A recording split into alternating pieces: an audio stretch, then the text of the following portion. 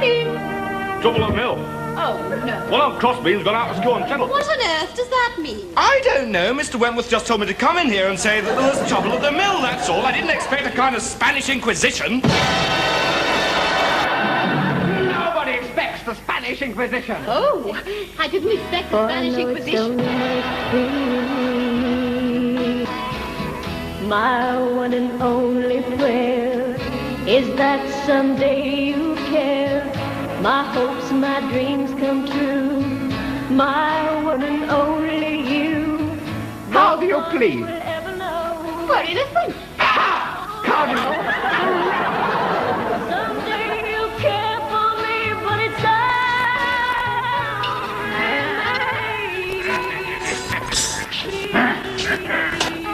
Confess the heinous sin of heresy. Reject the works of the unjust. 2 last chances.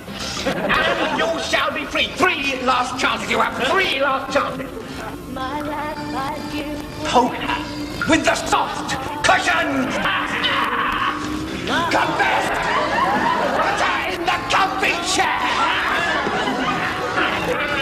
Now, you will stay in the comfy chair until lunchtime.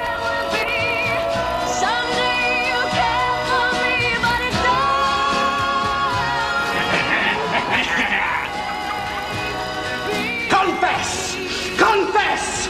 Confess! I confess! Not you!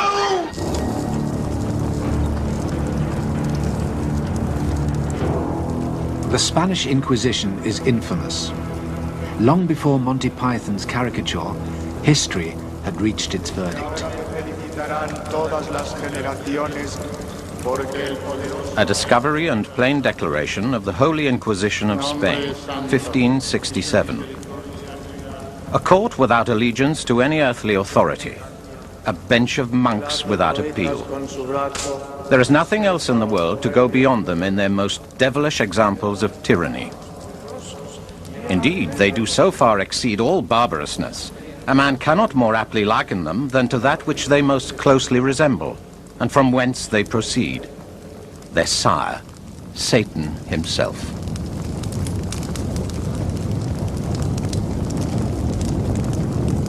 Four centuries of condemnation have made the Spanish Inquisition a byword for cruelty, terror, and tyranny.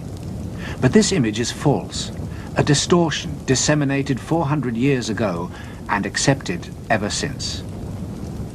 Now a new generation of historians is looking at the Inquisition afresh. Every one of the cases that came before the Spanish Inquisition during its 350-year history had its own file. These files, gathered together from sources such as this library in Salamanca, are being properly studied for the first time. I think our views of the Inquisition have been changed largely by the opening up of the archives of the Inquisition. They had everything on tape, as it were, hidden away in their archives. And we can go there, calculate, put it all on computer, and arrive at very firm statistics about its activity. And so all of this has opened wide the debate about the Inquisition, and has also demolished totally the previous image which all of us had. The files are detailed and exhaustive. The Inquisition kept its activities secret from the outside world, but its clerks wrote down every detail in the confidence that their records were for the eyes of the Inquisition only. The huge task of sifting this material, previously scattered throughout Spain, daunted earlier generations. Systematic analysis is only just beginning, but already a very different version of the Spanish Inquisition can be brought to light. The Spain that gave birth to the Inquisition in the 15th century was barren and isolated on the fringe of Europe, half of its land unproductive, half barely sustaining a meager living, a monotonous, burning plain.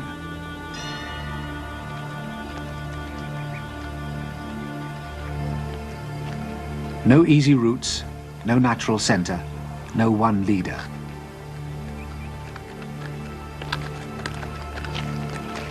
Spaniards could only dream of Hispania, the country that had been united during the days of the Roman conquest. All that was to change.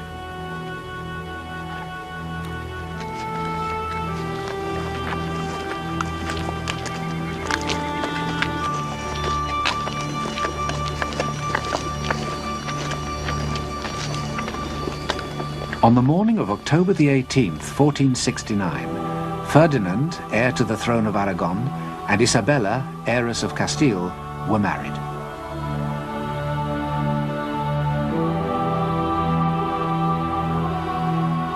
Their wedding ended centuries of rivalry between the two Spanish kingdoms and would unite the country. Spain, for so long merely a name on the map, had become a historical fact. The itinerant royal court often convened in the city of Avila, here at the monastery of Santo Tomas, its facade triumphantly incorporating an H for the reunified Hispania. But for Ferdinand and Isabella, there could be no political unity without religious unity. They were called the Catholic kings and vowed to rule a Catholic Spain. Pressure was exerted on Spain's large Jewish population to convert. Many did. But traditional Christians were suspicious that these conversos were practicing their former religion in secret.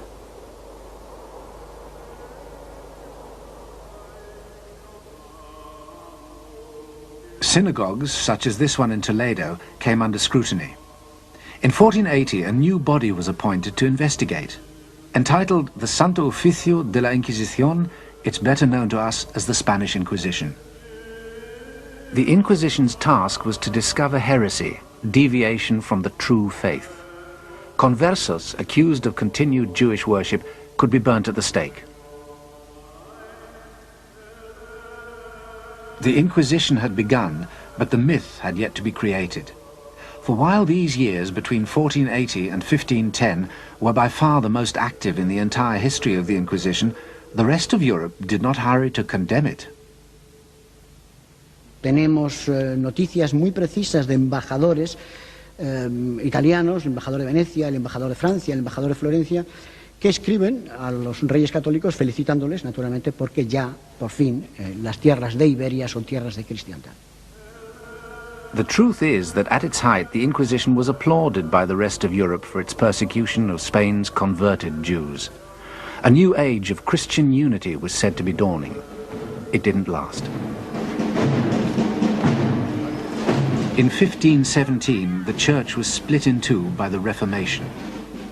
It was the enormous power and wealth of the Church that the Protestant reformers made their target. A power and wealth still on display every year in Spain's religious capital, Toledo.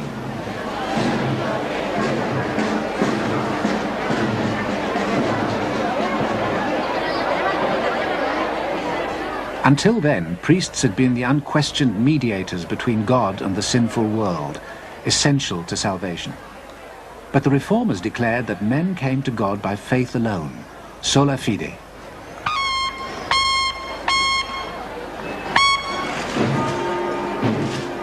In turmoil, the Church went on the offensive. The Church's champion, defender of the faith, was Charles V, the Holy Roman Emperor. As leader of the Habsburg dynasty, he also commanded the most powerful armies in Europe.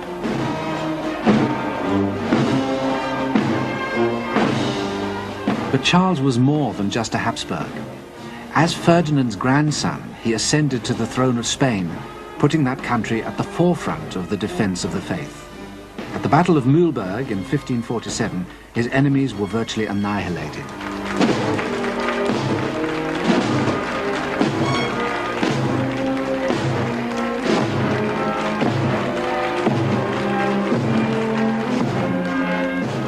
Routed on the battlefield, the reformers attacked elsewhere.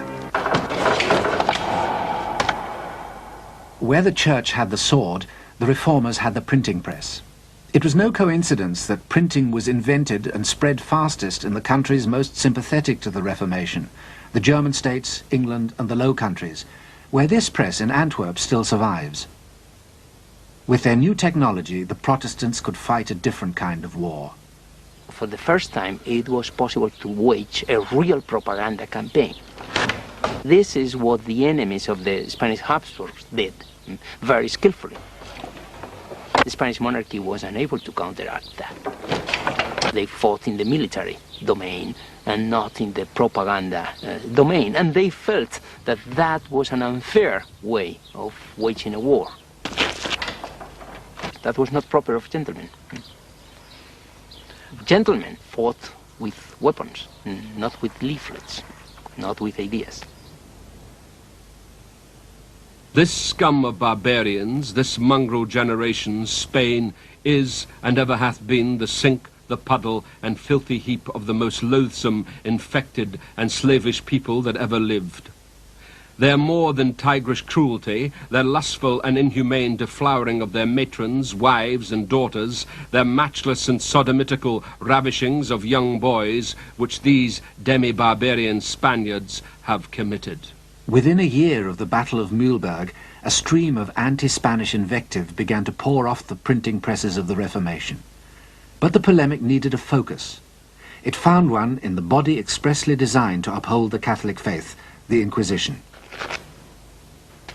A myth was in the making.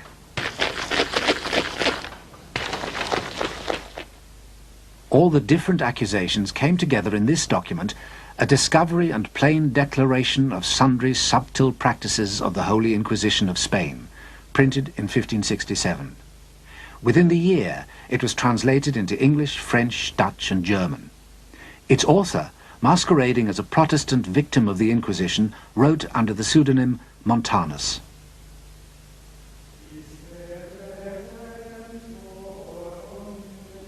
By identifying with the victim, Montanus brought the supposed horrors of the Spanish Inquisition vividly alive. It is his work which introduced to the world an image of the Inquisition which has persisted ever since. These tormentors are wholly arrayed all over from the top of their heads to the soles of their feet in a suit of canvas, like the apparel that the devils in stage plays do use, and all to this end, to make the poor soul more afraid in body and mind to see one torment him in the likeness of a devil.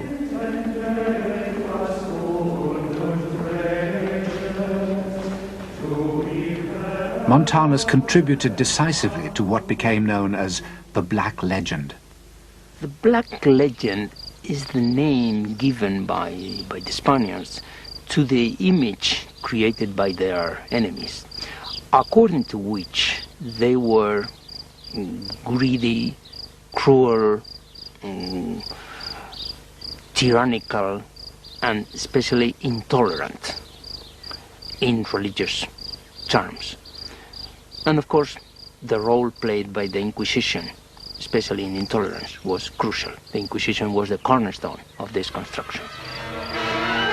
In the early years of the 16th century, to combat the rising tide of religious unorthodoxy, the Pope gave Cardinal Jimenez of Spain leave to move without let or hindrance throughout the land in a reign of violence, terror, and torture that makes a smashing film. This was the Spanish Inquisition. Es un experto en derecho y forma parte del conjunto de la administración. Lo del clérigo fanático no es más que producto naturalmente de muchas interpretaciones un tanto sesgadas de la propia historia de la Inquisición, claro. There were career men who didn't even have to be priests. In the early period of the Inquisition, we have examples of some inquisitors who were not even priests. They were simply lawyers trained at the university. And then they would use the Inquisition merely as a career which could be a stepping stone maybe to another career. This more humdrum reality can be seen in early illustrations of the Inquisition at work. But bureaucrats make boring copy. Montanus' version relied on the Gothic drama of hooded fiends. It was not enough for the Inquisitor to be portrayed as a religious fanatic. He had to have a further interest: torture.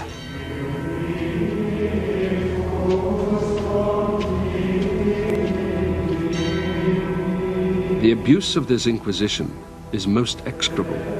If any word shall pass out of the mouth of any, they command him to be taken and put into a horrible prison.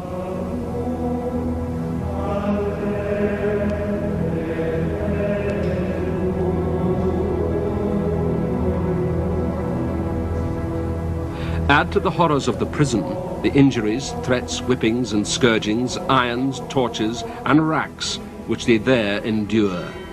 Murdered by long torments, their whole days together treated more cruelly out of all comparison than if they were in the hangman's hands to be slain all at once. Montanus associated the Inquisition forever with the horrors of the torture chamber. In time, even these stories of repeated cruelty began to pall. The propagandists turned to stories of more ingenious sadism. One of them surpassed the others in fiendish ingenuity. Its exterior was a large doll, having the appearance of a beautiful woman. A semicircle was drawn around her, and the person who passed over this fatal mark touched a spring, which caused the diabolical engine to open. It immediately clasped him, and 1,000 knives cut him in as many pieces. In fact, the Inquisition uses torture very infrequently. In Valencia, for example, I found that out of over 7,000 cases, only 2% experienced any torture at all, and usually for no more than 15 minutes, and less than 1% suffered repeated torture, in other words, more than once. I found no one suffering torture more than twice. We find, comparing the Inquisition, merely within Spain with other tribunals, that the Inquisition used torture less than other tribunals. And if we compare the Inquisition with tribunals in other countries, we find that the Inquisition has a virtually clean record in respect of torture. During the same period in the rest of Europe, vicious punishments could be prescribed for an enormous number of different offences. In England, you could be executed for damaging shrubs in public gardens. If you returned to Germany from banishment, you could have your eyes gouged out.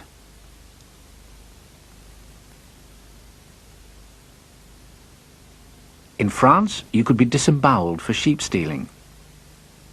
The Inquisition used none of these methods.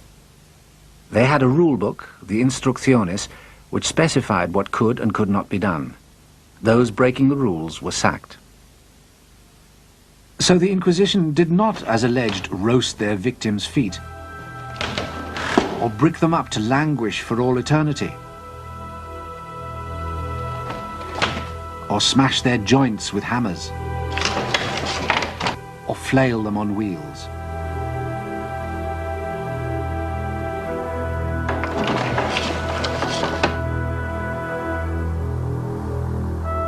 They never used the Iron Maiden. This Iron Maiden, one of only a few examples to survive, was built in Germany.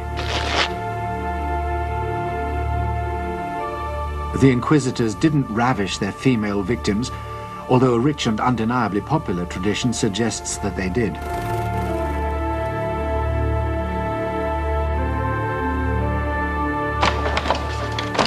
In fact, the inquisitorial torture chamber of popular myth never existed, even though this image was reprinted hundreds of times.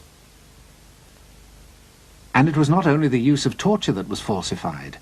Stories were also fabricated about the gruesome conditions in which prisoners were kept. Ironically, the Inquisition had probably the best jails in Spain. This sounds very much like whitewashing, but unfortunately it's true. Let me take a quotation from the Inquisitors in Barcelona in the middle of the 16th century, when they were asked to report on the state of their prisons, and they said, "Our prisons are full." But then they complained to their bosses in Madrid, "We don't know where to send the leftover prisoners we have. We cannot send them to the city jails, because the city jails are overcrowded, and there they are dying at the rate of 20 a week." I have found instances of prisoners in secular criminal courts blaspheming in order to get into the Inquisition prison, to escape the maltreatment they received in the secular prison. So, despite the compelling Gothic fictions of Montanus, the evidence leads us to a wholly different conclusion. The Inquisitors were certainly interrogators, but they were restrained interrogators, skeptical about the effectiveness of hardship and torture in bringing heresy to light. By contrast with many other tribunals in Europe, they emerge as almost enlightened.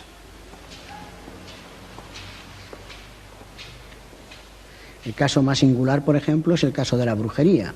El Tribunal del Santo Oficio fue extraordinariamente benigno con el tema de la brujería, mientras que otras justicias europeas, justicias ordinarias y justicias eclesiásticas no tuvieron ni mucho menos la misma consideración con este tipo de delito. Proclama mi alma la grandeza del Señor. Whatever crime they were investigating, the inquisitors went by the book.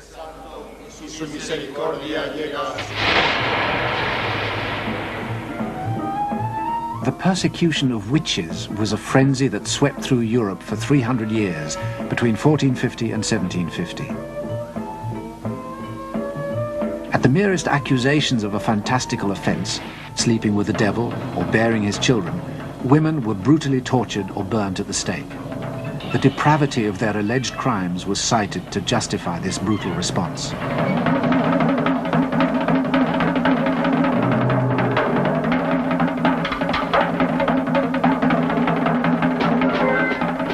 One tribunal took a different approach. Remember that the inquisitors were university lawyers, and lawyers look for evidence. So when the inquisitors looked for evidence of witchcraft, they said, okay, so this woman has killed a baby. Where is this baby? How many babies have died? And so on and so forth. And as they went through looking for the evidence, they found no evidence because, of course, witchcraft was, we may presume, an imaginary offense.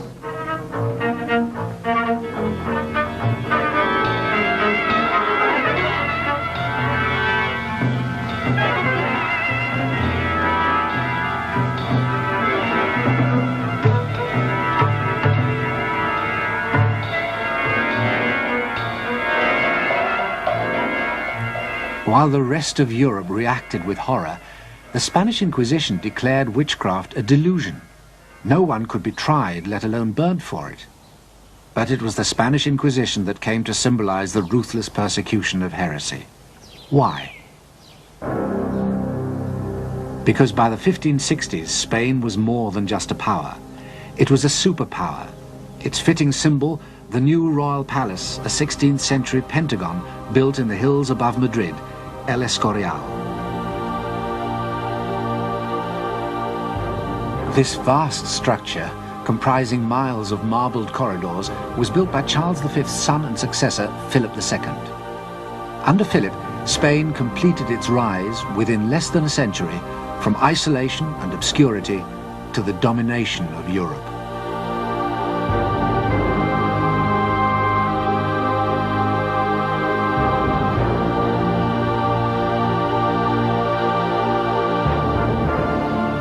Philip was at the pinnacle of earthly power, but like his father Charles, he had a higher loyalty. Before suffering the slightest damage to religion and the service of God, I would lose all my estates and 100 lives if I had them, because I do not wish nor do I desire to be the ruler of heretics.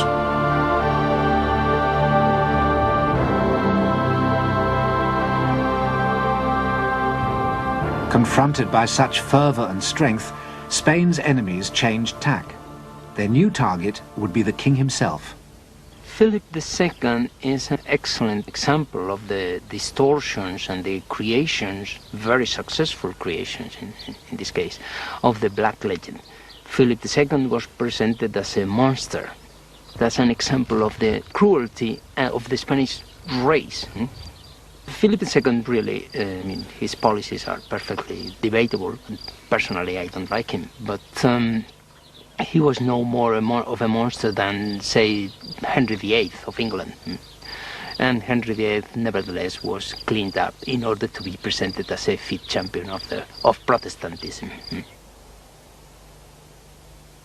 Philip took no such trouble with the presentation of his image, believing it beneath his dignity. He paid dearly for it.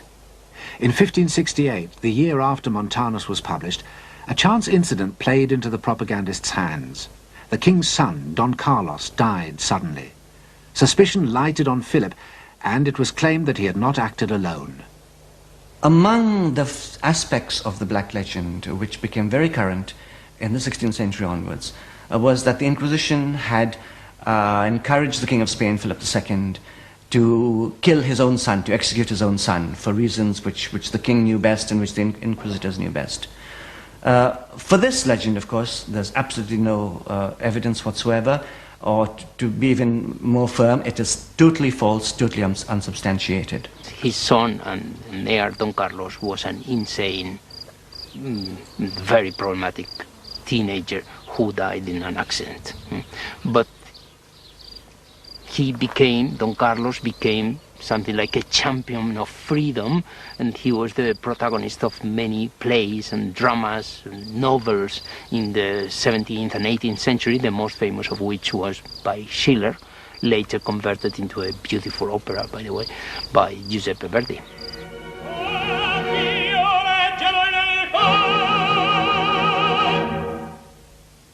In Verdi's opera, Don Carlos declares before God his allegiance to Flanders, a Habsburg province ruled by his father the king, but with strong Protestant sympathies and by now seeking its independence.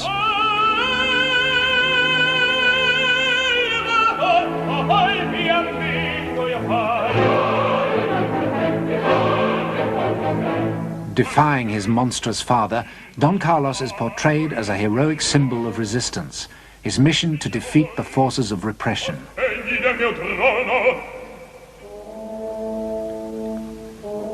The next act opens with the king in an agony of doubt. Alone in his chambers at night, he ponders how to punish his errant son. His Christian conscience prevents him taking the most drastic step of all, until a visitor persuades him otherwise.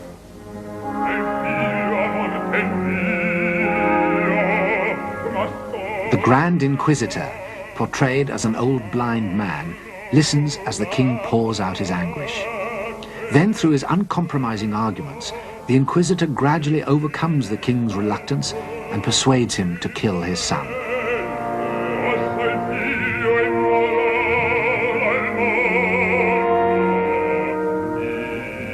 The Grand Inquisitor decides the issue by observing that there is a precedent.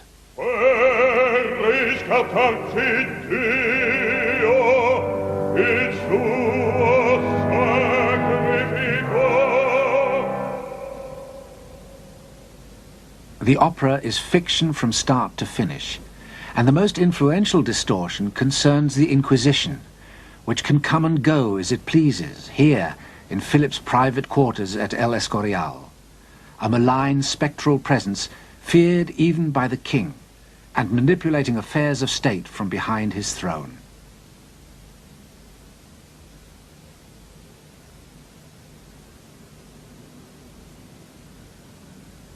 The death of Don Carlos was a godsend for the mythmakers. In reality, the Inquisition was no more the power behind the throne than the inadequate prince was a heroic martyr.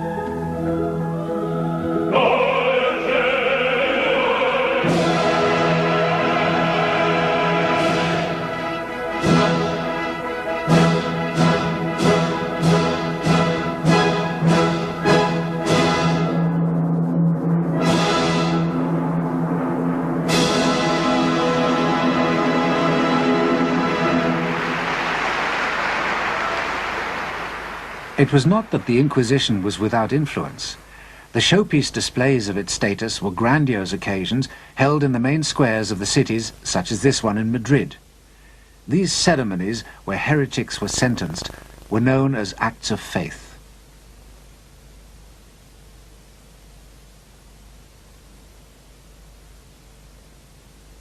Present were the competing power brokers, other church authorities, secular institutions, and the aristocracy. All of these other institutions are powerful. They all have the ear of the king. They are competing and conflicting institutions. So the Inquisition has to operate within that framework. Its power, therefore, is constantly being curbed and opposed by the representatives of other institutions, equally powerful. It's still possible to capture a sense of the many different power blocks then competing in Spanish society during the Corpus Christi parade in Toledo. Every one of the city's medieval guilds has its own special place in the procession and its own distinctive regalia.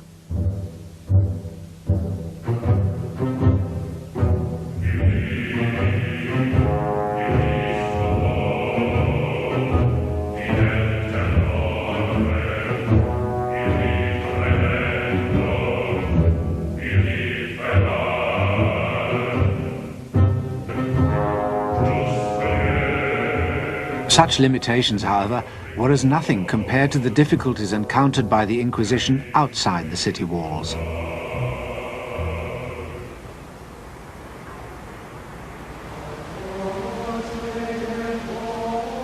In 16th century Spain, 4 out of every 5 inhabitants lived in the countryside. The Inquisition was divided into 20 tribunals. Each of them had to cover thousands of square miles. Yet each tribunal had no more than 2 or 3 inquisitors and a handful of administrative clerks. Contemporary accounts revealed that the inquisitors detested and often shirked their sorties into rural Spain. In winter, the roads were impassable, so visitations often had to be undertaken in the burning heat of summer.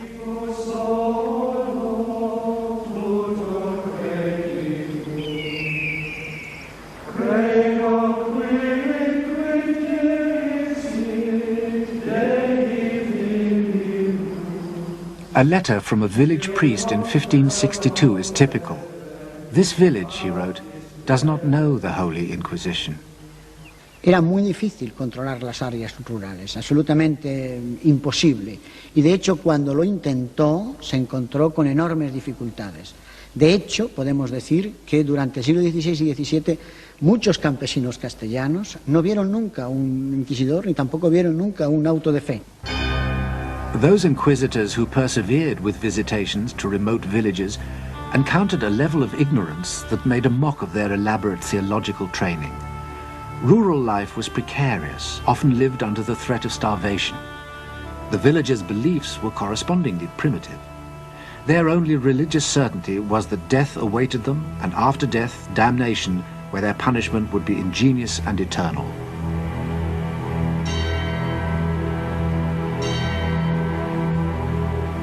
But the gulf between the Inquisition and rural Spain was even deeper than appeared at first sight. Let us be very careful tomorrow when the Inquisitor comes here. For the love of God, don't go telling tales about each other or meddle in things touching the Holy Office. A parish priest's warning betrays the Inquisition's real problem. Their investigations simply met with a wall of silence. They were alleged to have developed a network of spies to breach it, the familiares. This is another element that has been greatly misunderstood. The familiares were certainly not a network of spies. They were rather lay individuals who had volunteered to assist the Holy Office in many areas, particularly simply by accompanying prisoners from outlying areas.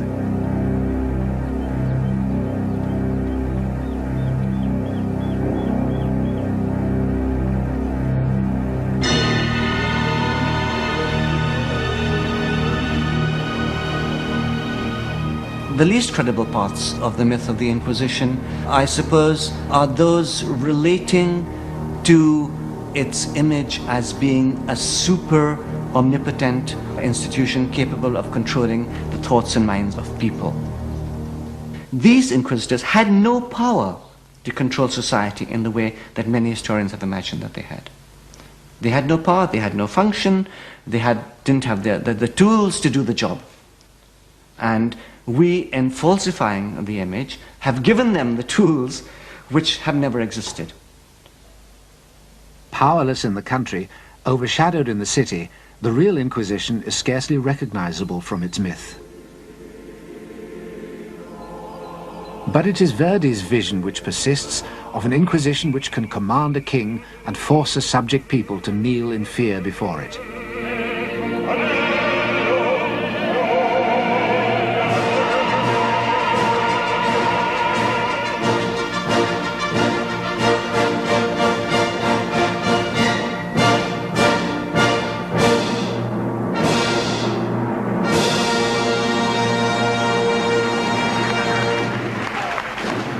In 1570, 2 years after the death of Don Carlos, the propagandists achieved an even greater coup. The The Spanish armies occupying much of Europe were alleged to be paving the way for the introduction of the Spanish Inquisition.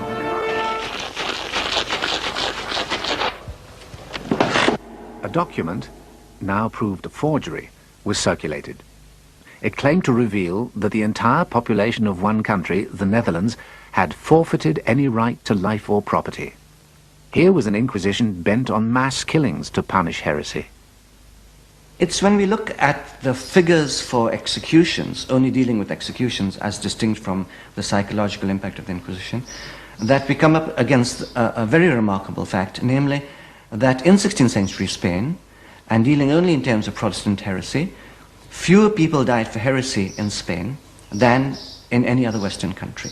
The Inquisition, for example, in the whole of the 16th century, maybe executed something like about 40 or 50 people at the outside in the whole of Spain, in the whole of the 16th century, and that includes, of course, the whole of America as well. Whereas within a small group of years, which are the reigns of Queen Mary and Queen Elizabeth, we get at least the execution of 400 English people at the hands of, if we may call it, the English Inquisition, namely the English authorities who are in charge of executing people of the opposing religion. And we get the same figures in other countries. We get the same figures in France, where admittedly it was a Catholic authority. They executed something in the course of 5 or 6 years, they executed something like about 300 people. And so whichever country we look at, we find that the number of people who died for heresy in Spain, or for religious persecution of any sort, here I'm including also the conversos, is minimal compared to other countries. So that really, if every country is living in a glass house, none of them could throw stones, because Spain had the cleanest reputation in terms of killing off heretics than any other Western European nation. This conclusion is based on the statistical research currently being conducted in the Inquisition's archives. Indeed, it's now possible, on the basis of research done by academics such as Professor Jaime Contreras, to arrive at a scientific estimate of the total number of victims of the Spanish Inquisition. Y podemos decir que la actividad procesal del tribunal fue menor, mucho menor que la que anteriormente se había dicho. El número de víctimas del Tribunal del Santo Oficio durante los 350 años de su actividad no varió entre los 3.000 y las 5.000 personas. Burning at the stake, an image associated forever with the Spanish Inquisition. But the stake was used to kill heretics in England, France, Germany, and Scandinavia as well.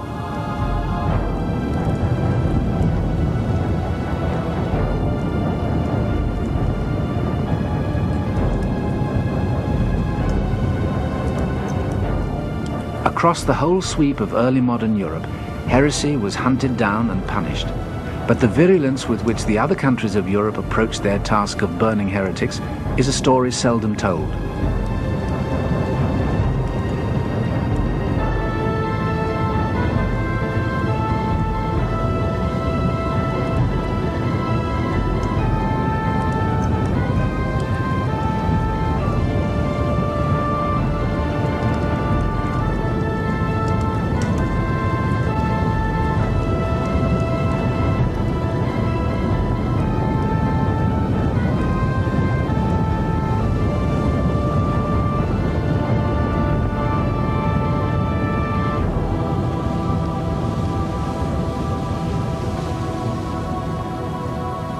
Myth can only be destroyed by fact, and the fact is that between 3,000 and 5,000 people perished at the hands of the Inquisition.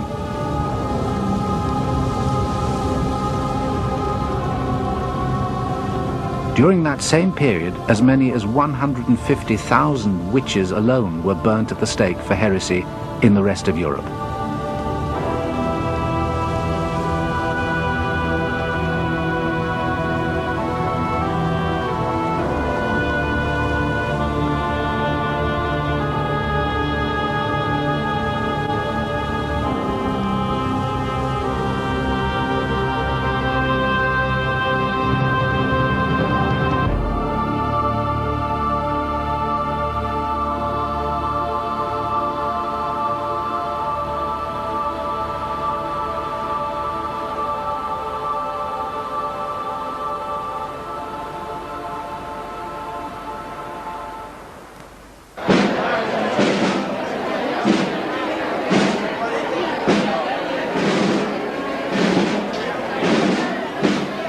The spectacular rise of the Spanish Empire was to be followed by an uneven but inexorable fall.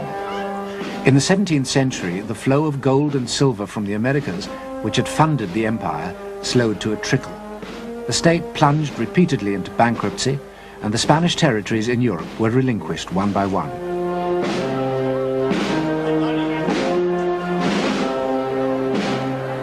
Their armies no longer marched unmatched across Europe.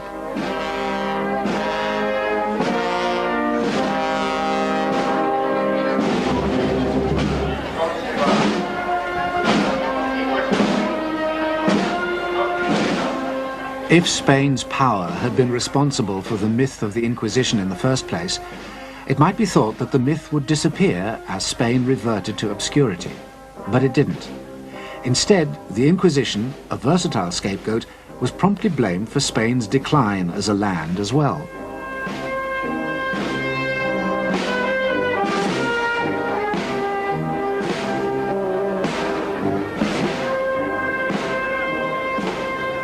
Spain was derelict once more, a backwater in European affairs.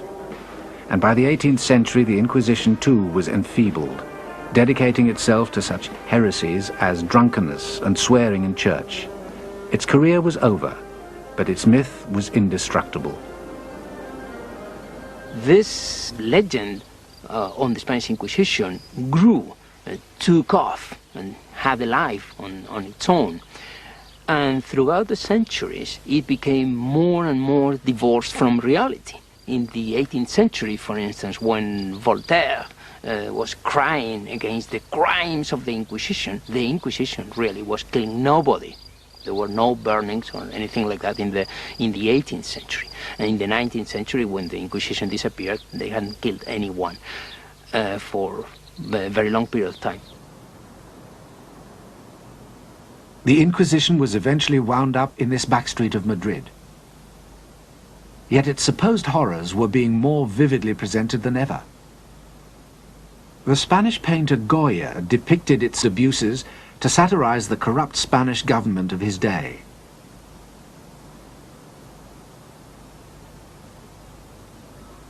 The now defunct Inquisition could be turned by Dostoevsky to criticize the despotic governments of the Tsars in distant Russia. As a myth, the Inquisition was becoming a shorthand not just for religious fanaticism, but for the repression, injustice and terror that the powerful states of a new modern Europe inflicted on their subjects everywhere. And for that incarnation of the myth of the Inquisition, the 20th century had a special use. Are you now, have you ever been a member of the Communist Party? Are you a member of the Communist Party? Or have you ever been a member of the Communist Party?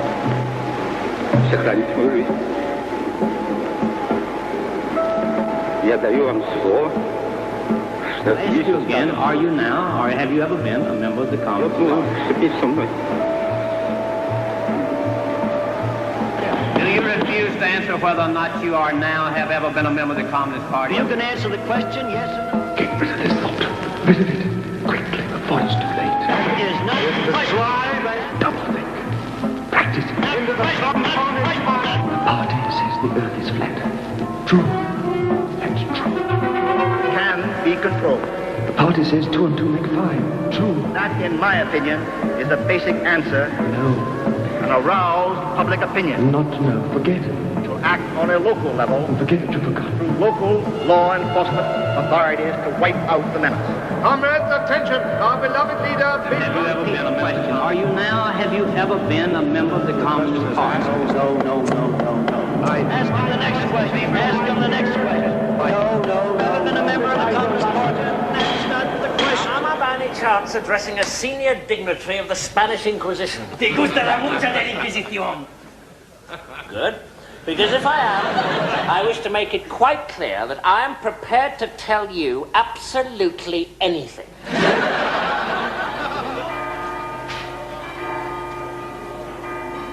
National stereotypes fulfill very complex functions. On the one hand, they simplify reality. And reality is too complex for the human mind, and we all love simplifications. So, on the one hand, they are useful in that sense, although they, of course, falsify reality. On the other hand, they allow us to project our own unpleasant traits onto another, onto an external entity. Same as in the 16th century, British could believe that all intolerance was Spanish, that is foreign. Well, we can believe in the 20th century that all fascist or Nazi tendencies are German, when we should know that we all have Nazi tendencies, and we should fight our own unpleasant traits instead of projecting them onto another. But it's much more gratifying to expel them.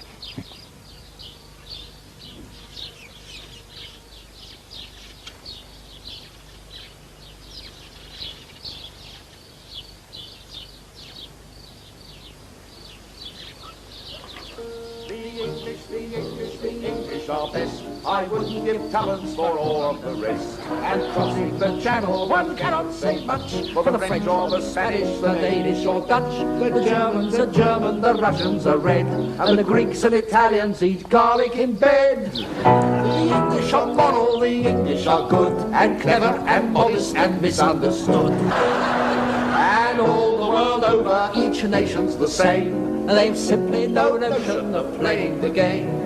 They argue with umpires, they cheer when they've won, and they practice beforehand, which ruins the fun. The English are best, so up with the English and down with the rest.